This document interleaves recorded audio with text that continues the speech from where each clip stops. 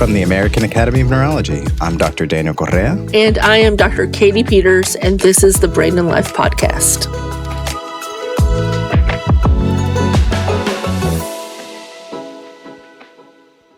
Welcome back to the Brain and Life Podcast. This week, we're exploring another exciting edition out from the Brain and Life magazine, and we had so many articles and interesting topics in there that we wanted to spend an episode, just Katie and I, discussing about what is going on in the Brain and Life magazine and community. Hey, Daniel. I'm excited to look into the magazine more, and it's nice that we get to have a chance to share with our listeners, but make sure to pick up the magazine and check it out, and we'll start with highlighting some of the articles. We had an episode where I interviewed Dan Buettner about blue zones, and they went into further detail about that in the last magazine. He was on the cover, and there was just more information. I think it's an area everyone wants to learn more about why in certain parts of the world there are communities where people tend to live more often. What is it about their lifestyle and their diet? These areas are what we call blue zones. As you might hear or recall from our past episode and in the article, the blue zones are areas where communities have been noticed to live to greater rates at over 100. Wow. And, in the past, they've kind of been referred to as or thought of as these areas around the Mediterranean. But what's great and exciting to see is that actually these zones have been found in cultures all around the world. I just think that's fascinating and, what we can learn from them. And there were 10 ways to adopt sort of a blue zone lifestyle that you could do, I guess, at your own abode. You don't necessarily have to move. Which is essential. I mean, most people don't have the capability or flexibility just to full on move to Sardinia, as beautiful as I'm sure it is. Incorporating some of the activities that people do and just increasing ease of movement and activity throughout your life and incorporating some of those ideas about your diet all may help us live better and happier and longer as many communities in these blue zones. So make sure to check out that article on 10 ways to adopt a blue zone lifestyle. So again, one of those 10 ways was just to pay attention to your portions. So stop eating before you feel completely full and prepare smaller balanced meals and avoid eating anything else for the rest of the day. Yeah. And like I mentioned, there was the increasing your activity and your movement every day. If you enjoy it and you already have activities that you like to do at a gym or fitness class, that's great, but it doesn't fit in for everybody. And so many people with different abilities and conditions wonder, okay, how do I increase activity for myself? And something, instead of fighting with yourself to join a gym, if that doesn't fit for you, just start walking and moving or whatever is the movement of your ability a little bit more each day, and incorporating it into all your activities, whether it's gardening, getting up and down from postures in gardening, or sitting on the floor was something noticed in one of the Japanese blue zone communities. And maybe even just looking at volunteering in your local community, because that just gets you off the couch and moving around and helping out in whichever way you can, or are holistic ways to increase your activity level. I like that it's sort of movement for anybody, right? So you can be exercising, you can be volunteering, gardening, just start walking. And I guess the flip side of that movement is now we've got to relax. We've got to calm down and we've got to get a good sleep. And I think that was another point that was mentioned as sort of one of those top 10 tips. And I think this has become really a mission or really part of the next step in mindfulness in 2024 is how do we find the ability to sleep better? How do we create a better atmosphere to help us relax and have that natural rhythm that, yes, we're active, but then we also need to quiet down and go to sleep and even consider maybe even napping during the day. And there's so many health benefits that can trickle down from that. And it can include not only your physical health, but also your mental well-being. I do think we do have to work at getting good sleep because sometimes we do have barriers, whether it's a TV or using our devices or maybe our other habits in regards to our sleep that can prohibit it. I have found it's helpful to remember and think of sleep and recovery as an active investment. It itself is an activity. I mean, sometimes when you're trying to fit in all the different things that you want to do, it feels like, oh, sleep might be taking away from time with family, or taking away from the activities and the things or the work that you feel like you need to get done, but really actually thinking of it as invested time and a chosen activity, even things like mindfulness, and that they're more purposeful rather than somehow cutting out from those things that you want to get done. And thinking of that purpose, there's this concept that Dan Buettner discusses that is common in the Japanese community called ikigai. And this is just finding what is your why and your reason for waking up and for moving forward with your day, and finding purpose and cultivating that purpose and thinking how it fits into your daily activities, your social interactions, and activities in your community. So, like we said, before, how volunteering might get you moving and moving around, it also might help contribute to your connection, to your community, to your family, and really getting back to what is your purpose. And having a purpose was a key finding in many of these cultures that was important to longevity in life. I agree with that. And it can be sometimes challenging because it doesn't necessarily have to be within a big group to find a purpose or a mission. I've been lucky to have an opportunity to write down a vision statement or a mission statement that continues throughout, I guess, my professional career, but can even trickle down into your social life and your interactions with others. So it's definitely something that I think is important. And the next one is to cultivate a positive attitude. Now, this harkens back to one of the people that we recently interviewed. It was actor Craig Russell, and he talked about when he had to deal with his brain tumor diagnosis about having just a positive attitude, that he was a glass half full person.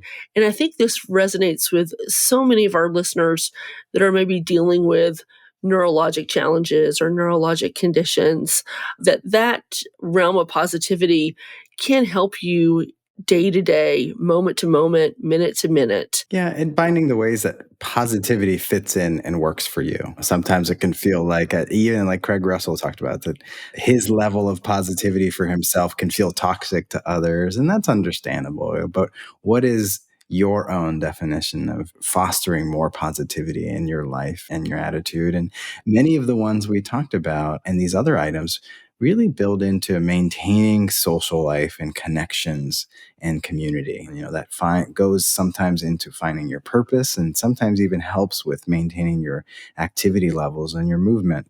But really, on its own, making sure that you're continuing to build and grow and invest in your social circles, because those people, just as though your presence is important and part of their health, maintaining a connection with others is important for our own and individual brain health.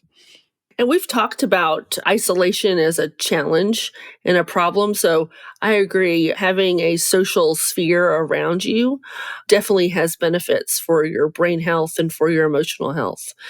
And I like this to downshift. Stress happens, and we have to know that you're going to have challenges. And you need to establish some type of routine sometime if you do encounter those stressful situations. And for me, one of the things I do is I like to get up and walk and get outside. I like to get the fresh air. And I think that was something that really resonated with some of the Blue Zone communities of how they handled stress. Because taking those little attentional breaks, just getting outside, walking outside, or doing something that allows a pause, a reflection, maybe even a prayer or a moment of meditation can be beneficial. That time outside and that quiet sometimes is a key thing to helping shift away and down from that stress level. And sometimes family can be stressful, but other times that time with family itself can also help with that downshift. But one of the other key items seen in many of these communities is that they maintained their connections with their relatives and their community, often put their family first. And so I think many of our listeners are care partners and support individuals in their family living with neurologic conditions and others. That's a big part of it, but also thinking of just maintaining and fostering that community and that family. It goes along with what we've mentioned about your social life and maintaining connections and purpose, but it itself is an important aspect of our health overall. Now, Katie, what was one of the other articles from this issue that stood out to you? I found the article very interesting on the skin problems associated with early signs of a neurologic condition. And as neurologists, we do neurologic exams, but it's always critical to look at the whole person, including the skin. Neurologists suggest that certain skin conditions like rosacea, which is the redness on the cheeks and the nose, may actually occur before the development of Parkinson's disease. I, as a neuro-oncologist, often evaluate the skin in our patients because we can see certain underlying brain tumors and genetic conditions such as tuberous sclerosis and neurofibromatosis may have skin manifestations. And it doesn't necessarily need to be a skin tumor, Daniel. It can be just a change of the coloring of the skin, something called cafe au lait spots. Also, angiofibromas may indicate an underlying neurologic disorder. And remember, when you're looking at the skin, it really depends on what the patient's skin color is at their baseline. So make sure to really be mindful to look at all types of skin colors and how these conditions can manifest. It's often a part of the body and nervous system that's not really thought of as much. But when we talk about neurologic conditions, we're really talking about everything that extends from the brain, the spinal cord, out to the nerves in your body. And that includes nerves in your skin. And so things that impact the skin or affect your skin may also be impacting or affecting nerves. I think people who live or have experienced neuropathy are very aware of that, but not everyone else is. There's also skin abnormalities like something called petechiae or livedo reticularis, which are all signs of things that are impacting your circulatory system or your blood vessel system that may hint towards causes of a stroke. Certain skin conditions, such as seborrheic dermatitis and melanoma, are associated with Parkinson's disease. In fact, Parkinson's patients are over 2 times greater risk and likelihood of having melanoma. So it's important any individual who has Parkinson's disease gets regular checkups with a dermatologist, screening for melanoma and skin cancers because they're at much higher risks of developing them and having actually significant complications from that. And I think, if you visit your dermatologist, it might end up that you end up with a neurologist. And I think it's really important that that can occur. And remember, there are treatments. On the flip side, if your neurologist sort of finds one of these skin conditions, there are treatments also for the dermatologic condition and for the neurologic condition. So you can not only get a diagnosis, but also some helpful treatment. It makes me wonder. I want to follow up and and contact Dr. Michael Okun because I know he advocates and talks about this. But I'm wondering if in the right age group, someone has a family history of melanoma or has had multiple, if they should actually even be screened for movement conditions or movement disorder because of that higher rate of melanoma and Parkinson's disease. But, you never know. As you said, seeing your dermatologist, they might notice something and then send you to that neurologist. But I think this is a very interesting article. Hopefully our readers also find it interesting. And if they have questions, send them in to the Brain and Life magazine or record them and send them into the podcast and we'll discuss more. So I know most of us enjoy a cup of Joe, Java, Brew, Black Gold, and that's what you All could of call, the above. yes, that's what you call coffee. So Daniel, there was an article about coffee in the Brain and Life magazine. Now, do you like a cup of coffee in the morning just to get things to wake up and start moving? It's a big part of my day. I'm often having that cup of coffee first as I'm heading out to take my dog on a walk. And then, we'll enjoy that in the morning and while I'm getting ready. And sometimes there's another 2 or 3 cups later on during the day. But I've learned that I need to switch around the middle of the day to either decaf or some low caffeinated tea, because if not, it can impact my sleep. Well, my husband is a fan of his French press. He grinds his own beans. He Mm. sort of has taken over a corner of my kitchen for his coffee. So I'm happy to share this Brain and Life article with him about how drinking coffee may reduce the risk of neurologic disease, because I think he wants to find all the good things that coffee can do. And, again, these are sort of relationships that are done in small studies, and some of them can have recall bias associated with them, not necessarily mechanistic studies, but there was one mechanistic study that showed that caffeine, which is a component in coffee, may actually block the action of adenosine, which is a neurotransmitter involved in Parkinson's. So it may lower the risk of Parkinson's in some way. And there's some evidence that moderate coffee consumption may be associated with a less likely chance of developing Parkinson's disease.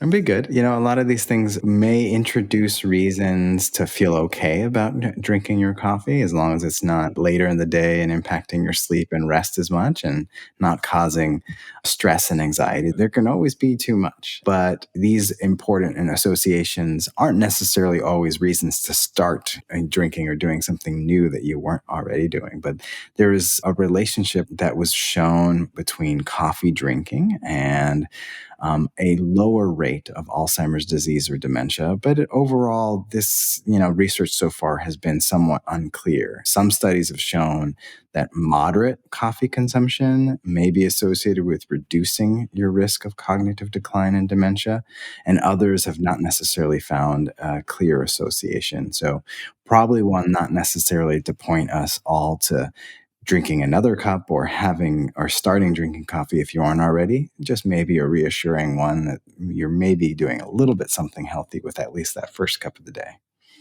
And I think for really the next two conditions, on stroke and migraines or headaches, there's sort of like, what is the perfect balance? And like, where can coffee consumption or caffeine be associated with these? And we do worry that if you have excessive consumption of coffee, it could increase your risk of stroke or also maybe even trigger a headache or migraine. But on the other side, sometimes caffeine can actually help alleviate headaches and migraine. And maybe that there could be some moderate coffee consumption could be associated with a lower risk of stroke. I think this is where it's saying it's not bad, but you need to find what's, especially if you're a migraine sufferer or you do have headaches, where caffeine sort of fits into that trigger for you personally. And then I think this also says the coffee's good, but not in excess, because there can be concerns, particularly if the caffeine is raising someone's blood pressure. Mm. Yeah, that's why it's important to follow some of these things. If you are drinking lots of coffee and noticing that you have issues with headaches or you have issues with high blood pressure, these might be places to take a look at and discuss with your doctors about, see what happens when you adjust and decrease your coffee intake. And there's limited research also on the relationship between coffee and multiple sclerosis. And so some studies have suggested that caffeine may have a neuroprotective effect and that it helps protect against some of the degeneration and injury to the brain and may potentially reduce the risk of developing multiple sclerosis or help alleviating some of the symptoms. But again, these are what we call often retrospective studies, where they're looking back at a group of people and then taking a look to see if there is a statistical association or some findings between these two relationships in individuals. They don't tell us about cause, and they're all really much more directions to more study. And so I think within the multiple sclerosis community, it's not a clear reason to say, let's start drinking or to have more. But it's something maybe to explore for yourself and making sure with some of these other issues that we've talked about, limiting your caffeine intake because there can be other complications. And I think it's important if you're someone who is drinking caffeine and maybe you've had a challenge with it before.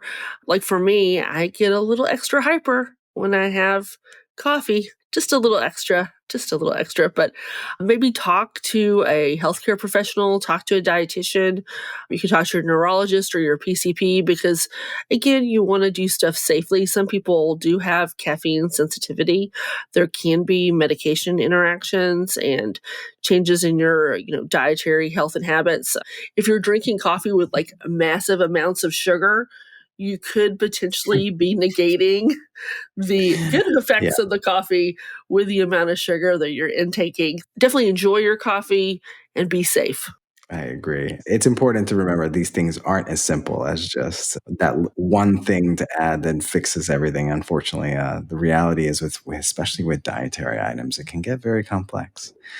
And, Katie, I think one thing that I've seen for myself and with our patients that learning new activities and maintaining curiosity through your life just helps manage and helps with, increasing your activity and interest in things. There's an interesting article in the magazine. What did you think?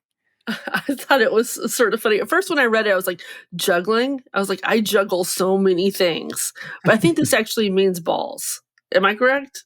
I think so, yes. Yeah, Juggling items. I'm not sure specifically that it matters whether it's balls or bowling pins, but So, it really goes back to the idea that if you learn a new activity, whether it's a musical instrument or learning a language or some other type of exercise, that you're sort of turning on your brain. But with juggling, it seems that you're activating parts of your brain that are not only involved with activity, but also coordination. This is in particularly the cerebellum, which is in the back of our brain. And it may actually benefit people that have a condition called cerebellar ataxia because they're essentially engaging the cerebellum to function in a way that maybe is different than normal day-to-day movements. And there is some research showing that doing activities that engage both sides of your body, coordinating your left and your right, help with lots of different conditions and may help even things with cognitive function and memory. There's a research paper highlighted in this article that suggests that learning to juggle introduces structural changes and improvements in your cognitive function. That is so cool. But it may not be just that it's juggling. It's just it's a fun activity to highlight these kinds of coordination activities. There's been research to show martial arts and dancing, lots of other types of activities can help our cognition and our movements. I can definitely see how it could help with balance, because you have to be centered to sort of handle all of those things flying around your head and hands. So I actually do know how to juggle, but just not well. But I don't know if that you have to be proficient. I think that this could be a tool you could use in rehab. So I don't think I'm going to be joining the circus anytime soon to juggle, but I think I could at least sit down and try it. I think these were all fun activities for us to consider and participate in, or to see and think of how some of these types of movements and activities might fit into the other things that we're interested in and invest our time in it. And if our listeners are interested in hearing more about the biology and how this actually impacts and changes the brain, this would be a fun episode. We'd like to hear from you guys if you want. We can connect with the neuroscientists and go into more detail about how these types of coordination activities might help neuroplasticity. I hope all of you enjoy this issue of the Brain and Life magazine. And as we prepare for more Brain and Life podcast episodes, we want to hear about the questions that you have and the topics that you want to hear about or guests that you'd like us to interview. So please reach out or send us questions or record a question for us.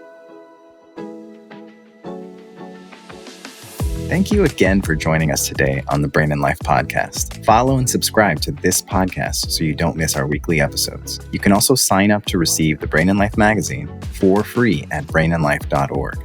Don't forget about Brain and Life en Español. Also, for each episode, you can find out how to connect with our team and our guests, along with great resources in our show notes. We love it when we hear your ideas or questions. You can send these in an email to blpodcast@brainandlife.org and leave us a message at 612-928-6206. You can also find that information in our show notes, and you can follow Katie and me and the Brain and Life magazine on any of your preferred social media channels. We're your hosts, Dr. Daniel Correa, connecting with you from New York City and online at NeuroDr Correa. And Dr. Katie Peters joining you from Durham, North Carolina, and online at Katie Peters, MD, PhD. Most importantly, thank you and all of our community members that trust us with their health and everyone living with neurologic conditions. We hope together we can take steps to better brain health and each thrive with our own abilities every day.